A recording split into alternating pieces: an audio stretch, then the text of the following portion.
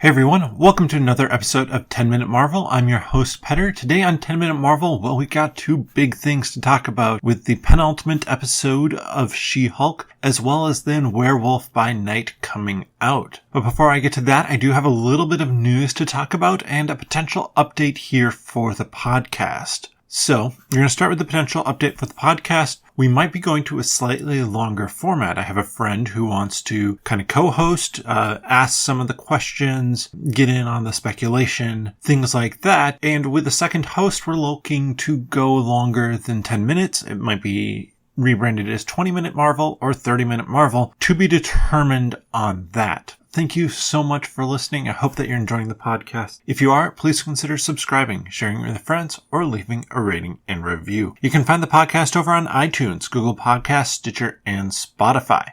So the one piece of news that I want to talk about is that we have upcoming Marvel crossover kind of events announced for the comics. Starting in November of 2022, we have Avengers Assemble. Some of these might be one-off series that are starting. Definitely going to be some of these being crossover events as well. In December of 2022, we have Dark Web. Then January of 2023, Sins of Sinister. Spring of 2023, Captain America Cold War. The summer has Summer of Symbiotes, as well as Fall of X. So for your comic book reading, know that those are coming up. If you are doing Marvel Unlimited like I am, then well, you have a little bit to wait for them to come out, but start preparing, start catching up on what's coming out right now over there. And, well, that's it for the news. Like I said, two big things to talk about, and we're going to actually start here with She Hulk, mainly because I think Werewolf by Night is so different that it deserves to kind of cap off the show. She Hulk definitely was different as well, with the law case and the actions of Leapfrog or Frogman, his secret base, the lily pad. But then the big kind of event of this was having Matt Murdock there. And having Matt Murdock there representing Luke Jacobson up against She Hulk, when She Hulk thought she was in the right, but turns out that she wasn't in terms of what her client had told her. Now, that is 100% on her client. It wasn't a choice that She Hulk made to be wrong, but definitely was very off. Clearly, when Leapfrog decides to kidnap Luke Jacobson to get another costume. We also get this interaction with Matt Murdock and Jen, as well as interactions with She Hulk and Daredevil. And I mean, they hook up. That's what they do. And honestly, it was fun. It was good to see Jen connecting with somebody both as She Hulk and as Jen. She connects with Matt Murdock / Daredevil, and he doesn't really see the difference between the two of them. Obviously, all puns intended there, but he doesn't treat them differently. They're basically, for him, the same person, and he doesn't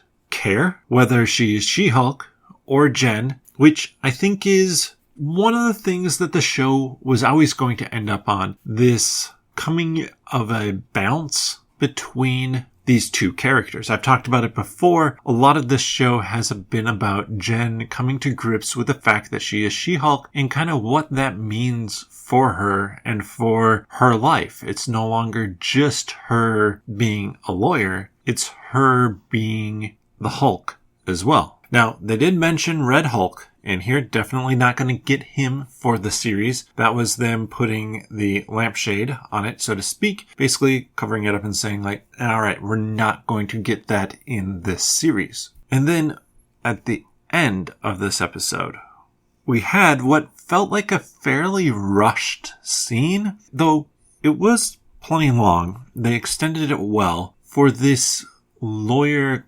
gala for female lawyers, and Jen being up for one of the top female lawyers. Well, it turns out they were giving that award to everyone. It makes the award feel like a sham, something that was cooked up to publicly humiliate Jen, She Hulk, and to get her to Hulk out and rage like she does.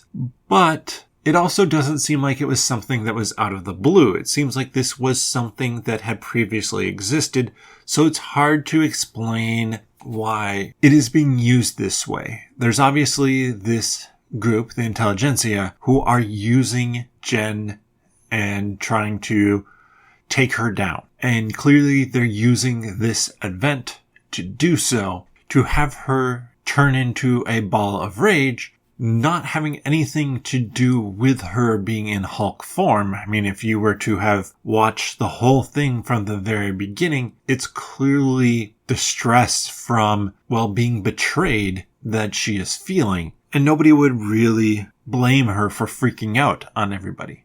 But I'm sure that's not how it's going to be portrayed. The intelligentsia has their plan to make her look bad. And what their long-term goal is with this, to get her disbarred, I don't know. It doesn't really feel like we know their plan at this point. So we're going to have to see what all they can pack into the finale.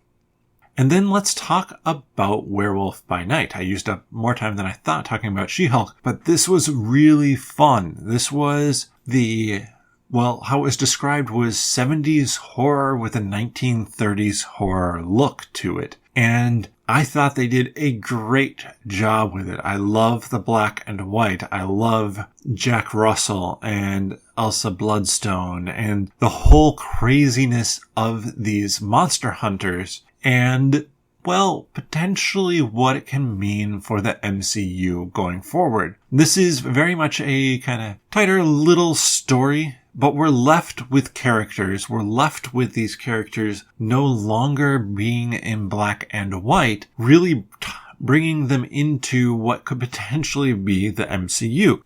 And I fully expect them to be in the MCU at some point in time. I fully expect that if nothing else, this has set the tone for the horror side of the world for Marvel, and that some of the reason why they might be redoing a whole lot on Blade, not necessarily the director thing like I talked about before, that was just due to scheduling, but with the rewriting of it, it seems like this is probably because of how well Werewolf by Night has been received and just how fun it is. I've yet to really talk to anybody who hasn't enjoyed it a lot. Even people who don't necessarily love horror are enjoying Werewolf by Night.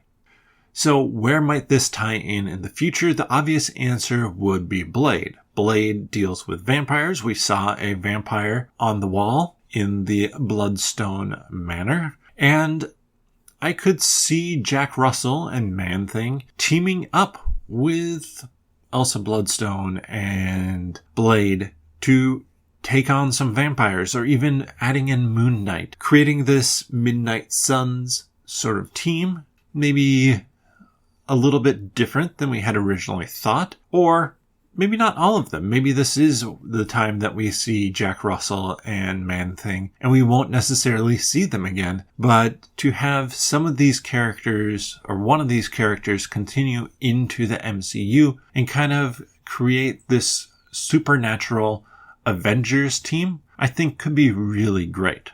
But let me know your thoughts.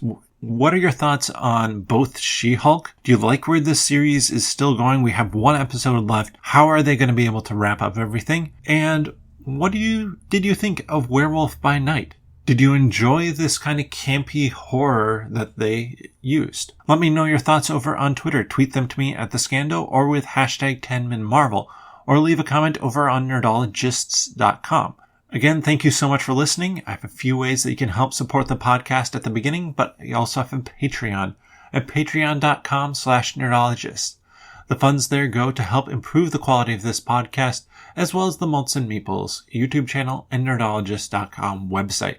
But with that, I'll see you next time.